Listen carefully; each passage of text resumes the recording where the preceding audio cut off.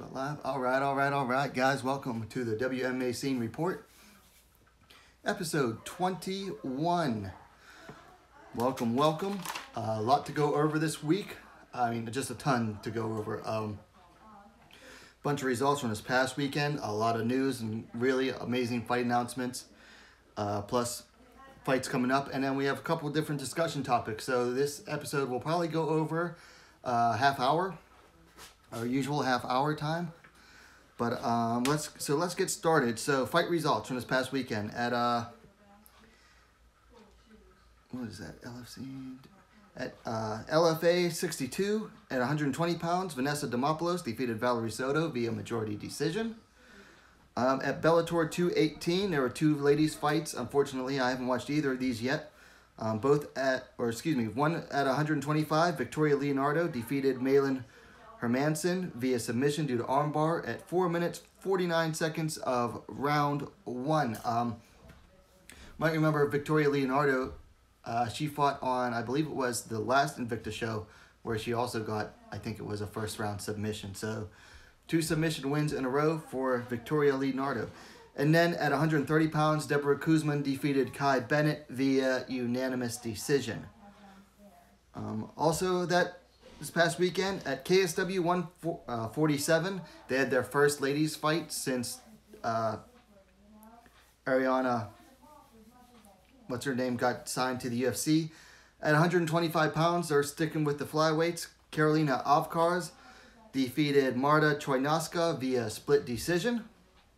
I believe that fight should be available on DAZN if you have it. Also this past weekend, 3 different UFC fights from UFC on ESPN Plus, number 6. At 115 pounds, Randa Marcos defeated Angela Hill via first round submission due to armbar. Randa basically came forward really aggressively with her stand-up. It allowed her to get in close and get that fast takedown, and then from there it was all over. Very nice armbar finish for Randa Marcos. Gets one back in the win column. I believe she was coming off a draw in her last fight to Marina Rodriguez. At 125 pounds, Jennifer Maia defeated Alexa Davis via unanimous decision. You know what? This fight went to the ground in, I believe, the second round only. I had Maia 29-28, first and third rounds. She just outboxed Davis. In the second round, she got taken down and looked pretty helpless off of her back. So she's going to need to work on that. Of course, you know Alexis Davis is a great grappler, so no shame there. But on the feet, Maia just straight up outboxed her. And then finally, at 125 pounds, Macy Barber defeated J.J. Aldrich via TKO at 3 minutes and 1 second of round 2. So first round was all J.J. Aldrich. She kept Barber on the defense the entire time. Very smart game plan. Kept her on the end of her jab. Dropped her twice. Was able to, outwork Barber on the feet the entire time. Second round, Barber came out a little renewed. I think maybe her corner gave her some better advice. She came out and she was the aggressor this time, which feeds into her style. Aldrich made the mistake of letting herself get trapped in a clinch with her, which is what really led to her downfall there. As far as that fight goes, I did a review on it. I'm still honestly not sold on the Macy Barber hype. I think that she really lacks a lot of fundamentals and her technique needs a lot of work. However, she's makes up for it by being aggressive and by just being a natural athlete. So, and that's, it's like having a cheat code in a video game, being naturally athletic in mixed martial arts, period, but especially in a women where a lot of the fighters aren't the natural athletes. As of right now, I look at Barber as being a lot like where PVZ was at that same point in her career. She's getting by on strength, athleticism, and aggression, but she's going to need to improve on her technique if she really wants to be a champ someday. Otherwise, she'll go to end up the same road as PVZ but not being as good looking. And also, finally, at 125 pounds, Steel Fist Fight Nights, March Madness, Caitlin Neal improved to 4-3 by defeating Shannon Sin, who fell to 5-8 via unanimous decision, capturing the Steel Fist Fight Nights 125-pound title. Caitlin Neal, some of you might remember, is both an Invicta and Bellator veteran. She started off her career with a couple of losses, caught a win in Bellator, went to Invicta and lost, and now she's been back on the regional shows, picking up some wins. She finally broke above a 500 record, so congrats to Caitlin Neal. Hoping to see what more she has in store for us. So that was all the results from this past weekend that I could find. Let's move on to some news. So in the news, Invicta FC vet Christina Ricker returns to action April 12th for Motor City Cage Night 5. Opponent to be announced. I believe Ricker was coming off a loss in her last fight for Invicta. Also, Cheyenne Vlismas, 2-1, is going to be challenging the EFC champion Karolina Wojcik, who is 4-1 for the EFC title May 12th. Last year, Vlismas defeated Wojcik by, I believe it was split decision. Very close fight. Vlismas was then supposed to face the then champ Kiara Penko for the title. Vlismas had to drop out due to illness the week of the fight. EFC was able to get a hold of Karolina Wojcik, who came in and defeated the champ Penko, ended up getting the title, and now we got this rematch, which should be very exciting. This fight might still be available for replay on DAZN. If not, I'm sure it's on YouTube or somewhere. Guys, go check out that fight. It was a very exciting, non-stop action. Also in the news, Bellator has booked a featherweight title fight between champ Julia Budd, 12-2, and challenger Olga Rubin, 6-0, for a July 7th event. They didn't include the number in their press release.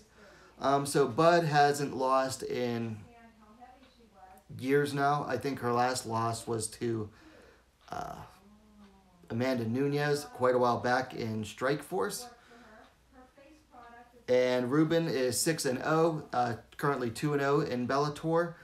She's coming off back-to-back wins for Bellator, a unanimous decision win over Cindy Dandwa, and then a decision win over Iuni Razfjärden.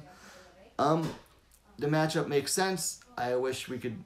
They would have given Rubin, maybe another fight before having her challenge Budd. But you know what? Budd hasn't fought in almost a year. She needs to defend her title, and Rubin is the best person they could match her up with.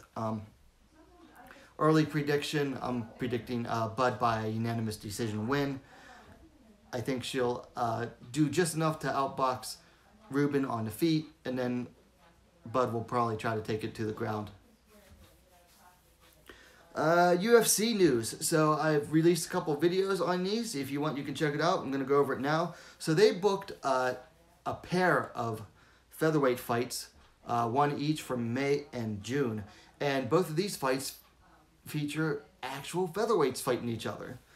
Megan Anderson, 8-3, versus Felicia Spencer, 6-0, has been booked for UFC on ESPN Plus #9, May 19th in Rochester, New York. Anderson and Spencer, of course, are both former Invicta FC champions. Anderson was the champ, and then she came to the UFC, where she is now 1-1. She dropped a unanimous decision to Holly Holm, and then she's coming off her first UFC win with a TKO victory due to Tony I against Kat Zingano a couple months back. Felicia Spencer has spent her entire professional career up until now in Invicta FC. She's coming off her championship win over... hold on one sec, guys. Sorry about that. Pam Sorensen, about 4 months ago. That was back in Invicta FC number 32, I believe. So it should make for an interesting fight. Spencer has some nice kicks, a lot of flash to him, but she's very slick on the ground. Anderson, not so slick on the ground, more of a stand-up focused fighter. I think if it stays on the feet, I think Anderson has the advantage with her length and reach. I mean, she has a 6-inch height advantage. Not sure what Spencer's reach is, but it's probably nowhere close to Anderson's 72-inch reach. So if Anderson can keep it on the feet and keep at the distance, I think she can win. But if it goes to the ground, I'm going with Spencer. Also, on June 1st in Stockholm, Sweden for UFC on ESPN Plus number 10, Bea Malecki, Ultimate Fighter veteran, 1-0, versus Duda Santana. I forgot to get her record. Let me see. 3-0. Cowboy Zinha Santana was originally set to fight on Dana White's Tuesday Night Contender Series Brazil. Did not have visa problems. Probably won't have as much trouble getting into Sweden, where this fight takes place, which is Bea Malecki's home country. Bea Malecki, real tall, lengthy fighter, a lot like Anderson. Should make for an interesting fight. I haven't watched any of Santana's fights, though. So we'll see what that brings to us. And then, of course, the UFC announced a pair of strawweight fights. One sec.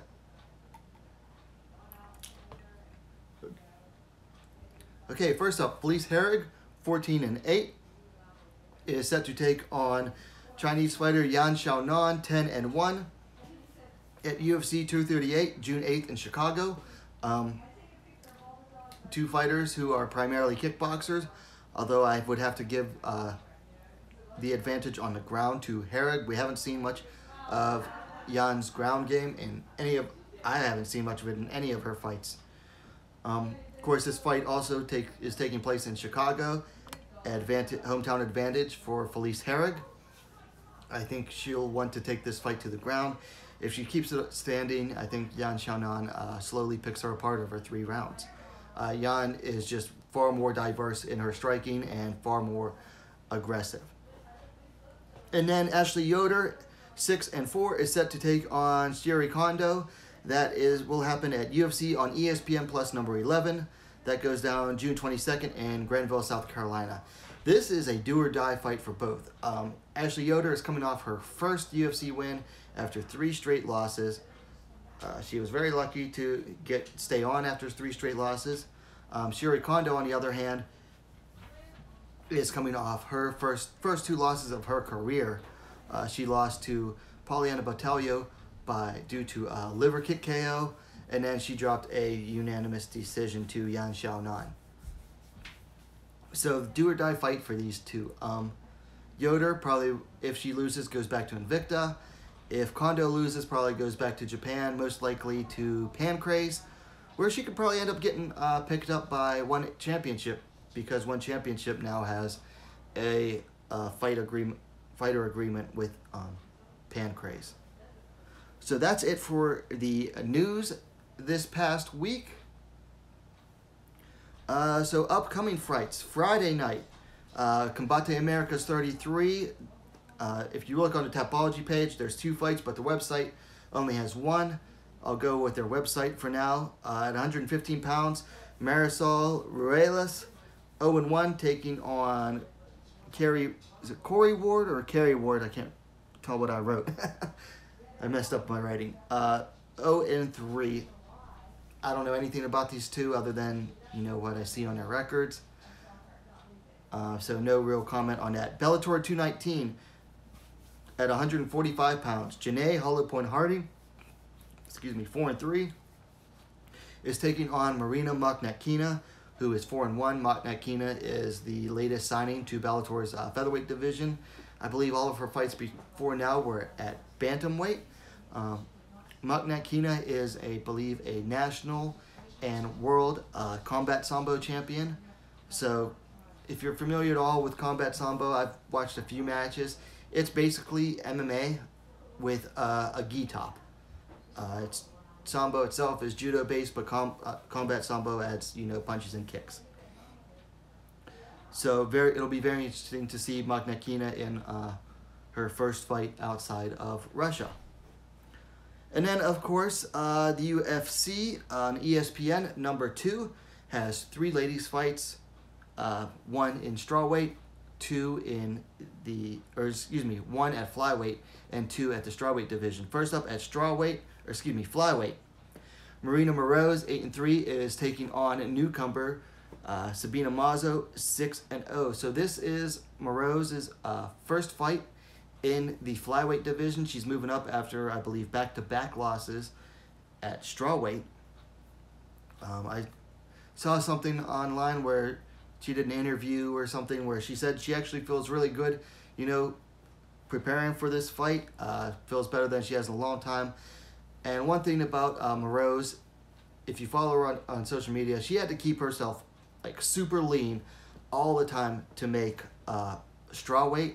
She looks a lot healthier in this camp leading up for flyweight. So Mazo, on the other hand, out of Colombia, she's undefeated. She is the former LFA champ, coming in after, I think she just won the LFA title. Not sure if she defended it or not. Coming in, she has some very nice kicks. I saw one person on the forum say it reminded her of Holly Holm's high kicks. She has, I think, a pair of high kick KO wins. So that should make for an interesting fight. Hopefully Moroz comes forward with a little more aggression than we're used to seeing her at strawweight. Hopefully that extra energy from not having to deal with such a weight cut will help her a lot. And then down to strawweight. Yeah, these fights are definitely at strawweight. Jessica Aguilar, 20-7 versus Marina Rodriguez, 10-0-1.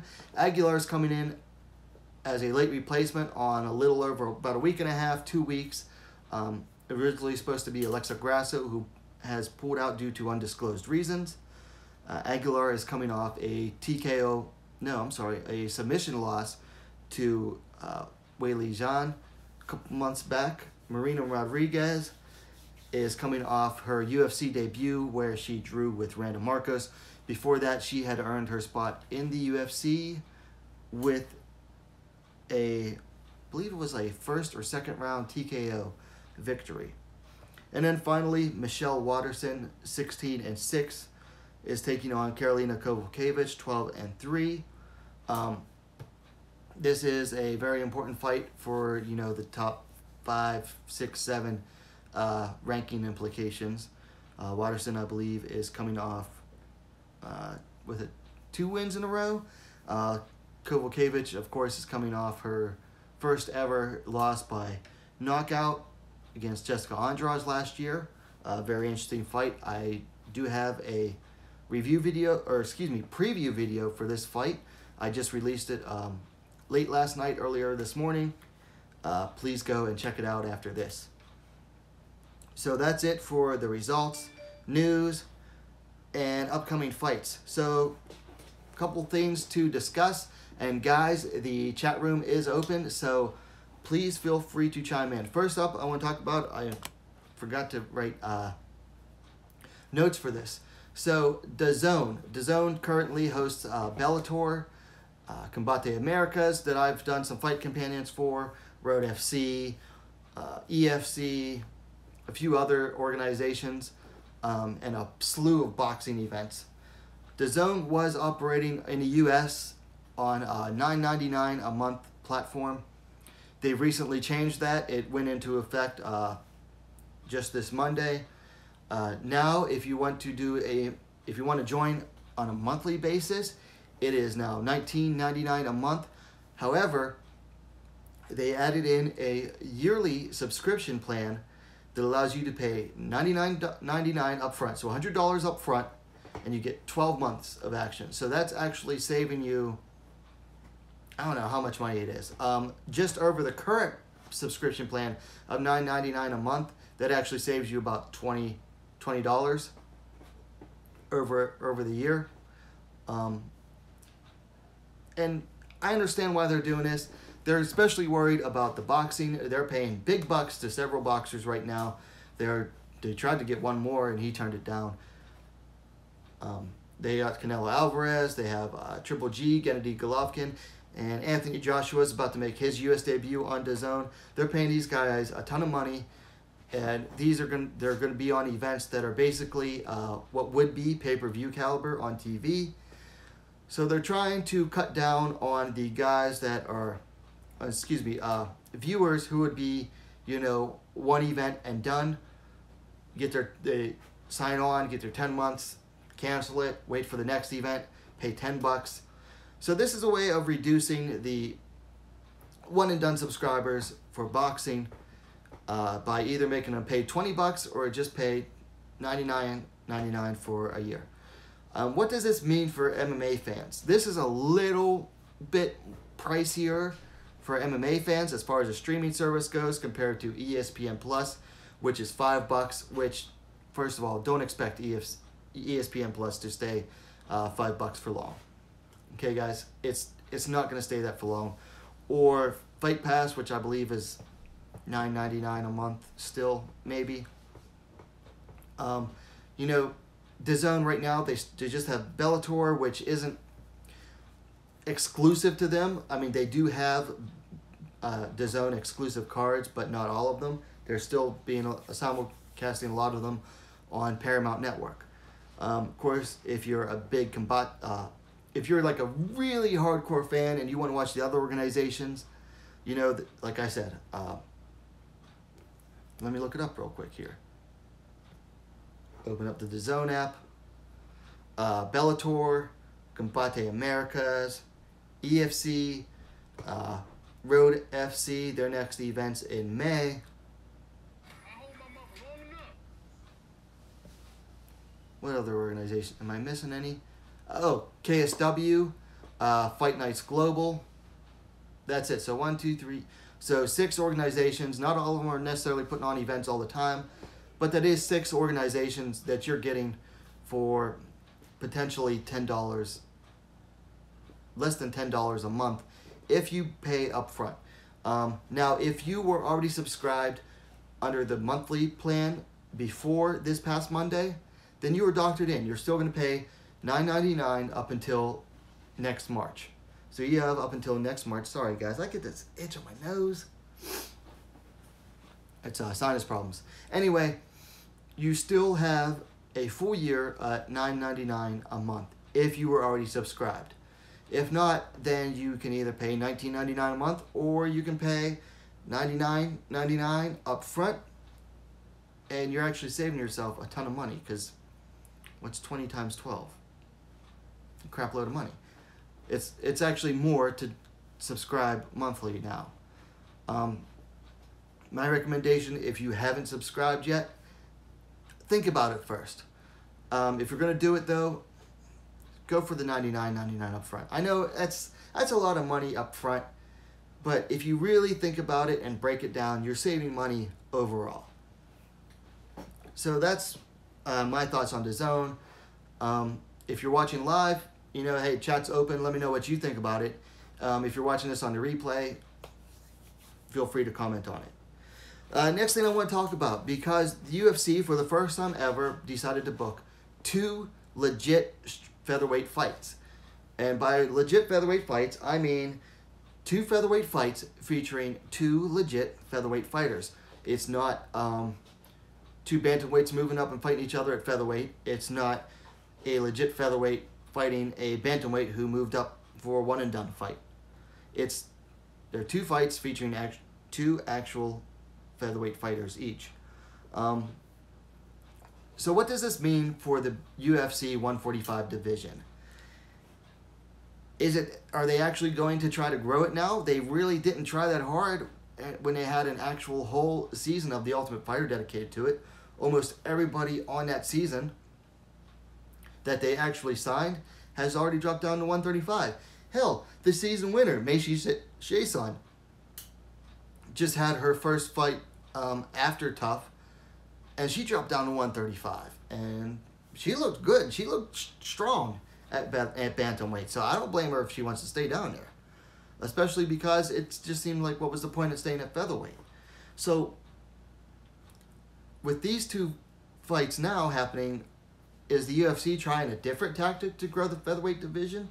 And if so, why? As of right now, I haven't seen anything lately concerning Chris Cyborg's status. I mean, basically, it was the whole division was meant for her, and she lost her title. Her contract is supposed to be up in March. Haven't seen anything about contract negotiations. She's meant her social media has mentioned about possibly trying to go to the WWE, which I think didn't want her before. She hasn't brought up anything about boxing. So what is Chris Cyborg's status? Because if there's no Cyborg, what is the point of the featherweight division? I don't see Amanda Nunes sticking around there that long. So is she going to stick to the UFC? I think that's her. Honestly, I'm not a big Cyborg fan, so if she doesn't stick in the UFC, I won't be disappointed. I won't care one way or the other. But I think for her career, it's best if she sticks to the UFC, because who else is going to offer her that much money? Boxing's not going to pay her that much. Boxing for women sucks. I mean, the boxing scene for the ladies is just not good. Not good at all. Kickboxing, same thing. She can maybe go fight for Lion Fight or Glory. That could be an option. I doubt WWE wants her, because Ronda Rousey's already on her way out. She might be done after WrestleMania. Without Ronda Rousey, what is the point of them hiring Cyborg? They already have a big bad destroyer in Jade. Not Jade. I can't think of her name. The big girl who's The Rock's cousin. So they don't need a destroyer in Cyborg. They already have that girl. So what does this mean for the UFC 145 division? I think as of right now, it's still up in the air. In the chat, Mark Zima says the Ultimate Fighter system always seems to favor smaller fighters, as they have to cut weight so frequently during a show. By smaller, I mean small for the division. That's a good point. Although I wouldn't call Macy Chiasson small for featherweight. I think she just managed her weight really well to get down to bantamweight. But that is a good point about the Ultimate Fighter. Since the beginning, guys have won the season. Fighters have won the season and often dropped weight. First season, Diego Sanchez won at middleweight, immediately dropped to welterweight, and the trend has often continued since then.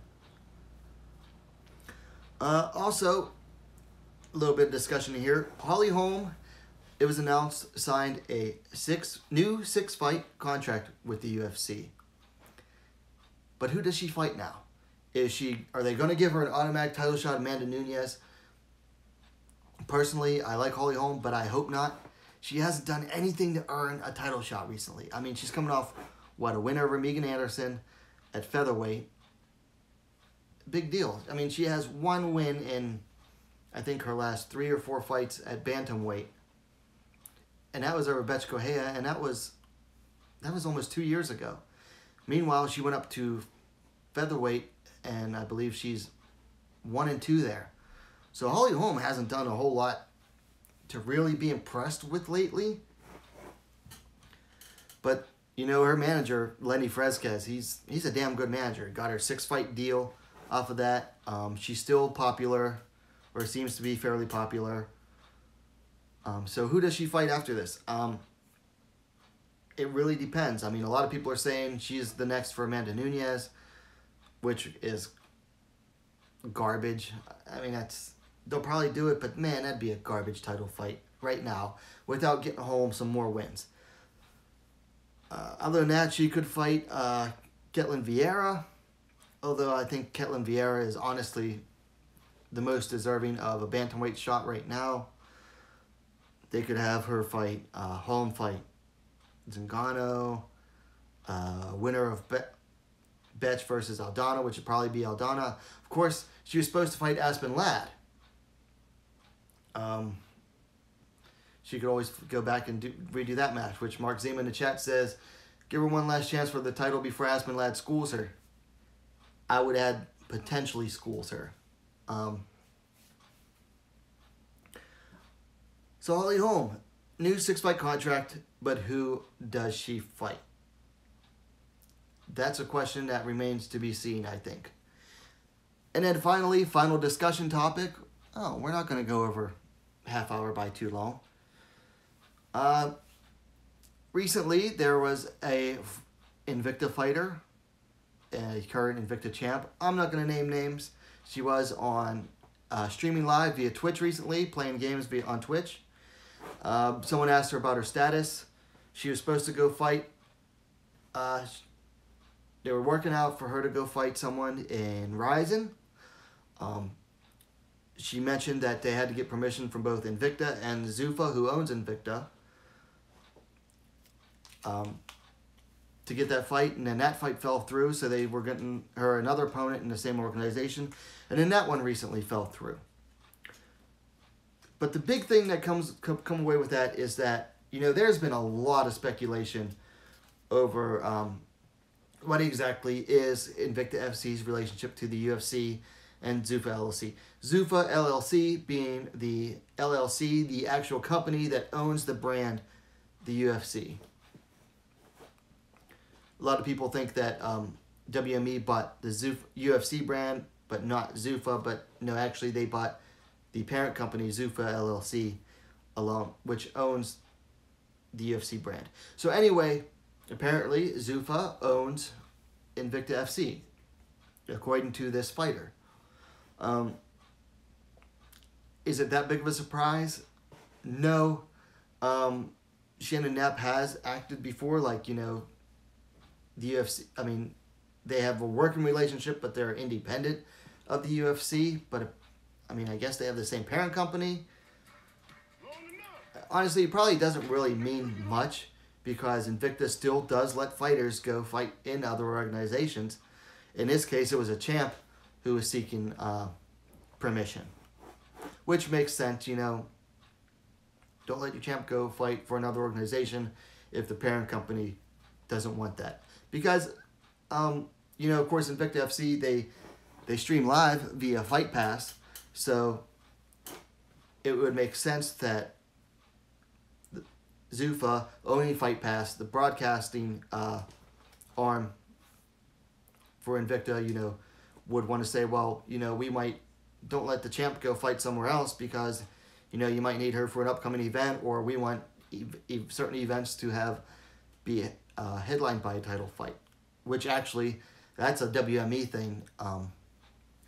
WME prefers pay-per-views, at least for the UFC, to be headlined by title fights. Mark Zeman in the chat says, you think ESPN can be influenced to air Invicta FC on their channel? I doubt it. It would, I mean, possibly, because, you know, one good thing about ESPN being full social justice warrior mode is that it has really helped, it seemingly helped the ladies a lot in the UFC. Whether or not they'd air Invicta, I don't know. Would the UFC want to give them up from Fight Pass? That's an even bigger question, because at least according to Invicta President Shannon Knapp, they're like the most viewed organization on Fight Pass, besides, you know, the UFC prelims, which they don't even air hardly any of those anymore. They're pretty much just for pay-per-views, and with the new pay-per-view deal, who knows what that means either for any UFC early prelims on Fight Pass. Would it be cool to see Invicta get picked up by ESPN Plus, get paid even more money? Hell yeah, because you know, with Invicta, that probably would actually mean more money for the fighters. So that's about all I have, guys. Especially at least with that topic. Yeah, it turns out, according to this fighter, Zuffa does indeed own the UFC. They are subsidizing them. They own them, I guess. And, of course, have been subsidizing them for a long time on Fight Pass. Guys, that's about all I have for tonight. Went about 5 minutes over the usual half-hour runtime. Of course, I started about 5 minutes late. That's nothing new. I'm always like scrambling to get stuff ready, just to make sure everything goes smoothly. That's about all I have, guys. Exciting weekend coming up. It was a good week of fights this past week. Oh, two fights I didn't mention that are coming up this weekend, actually. Let me bring them up here on Tapology real quick. They're happening on One Championship, which will be on, if you're in the U.S., they'll air on Bleacher Report Live. I believe the prelims start 3:30 a.m. Eastern Standard Time. 5:30 a.m. Eastern Standard Time for the main card. One Championship, a new era. Their first event in Japan, and they've gone all out. They have 4 title fights. One of them being a ladies. They have one ladies fight on the prelims. That is Japanese Mei Yamaguchi, 18-11-1, taking on Russian newcomer 2-1 Ksenia Lachkova, 10-2. I don't know anything about Lachkova. Mei Yamaguchi, very experienced veteran. She's fought almost in Japan most of her career, but has been fighting in One Championship for several years now. She's fought for the title in one twice, both times coming up short in decisions to the current 115 champ, Angela Lee. And then, of course, the ladies' title fight is happening at 125 pounds. 115-pound champ Angela Lee coming in undefeated, 9-0. And she is taking on the 125-pound champ Zhang Jinan, 13-1 for the 125-pound title. This fight has the potential for fireworks. Zhang is a hard hitter and is very good on the ground and has great ground and pound. Taking on Lee, who is slick. I mean, a ground fighting wizard. She has a win by submission, twister, and has been tearing it up in 115 pounds. Yeah, I thought I was done too, Mark Zima, but I remembered this in the nick of time. This fight should be super great. I believe I picked Zhang by decision, possibly TKO. I did a preview video on this. Please go and check it out if you haven't yet and you have the time. So, guys, that is officially it now. I'm done. Let me know what you think about all of this in the comments down below if you're watching on replay. As far as upcoming streams from me, of course, every Wednesday, 8:30. Tentatively scheduled to do a live fight companion for the One Championship event Sunday morning. Depends on waiting to hear on my work schedule. So if I'm off, keep an eye out. I do have it scheduled already on YouTube, but please keep an eye on that. I'm hoping I get to do it because I really want to see Zhang versus Lee live. So guys, that's it. Any questions, of course, please defer them now to the comments down below. And what are you waiting for, guys? Subscribe to WMMA now, the best, fastest growing women's mixed martial arts dedicated platform on YouTube. Guys, thanks for watching. Have a good night.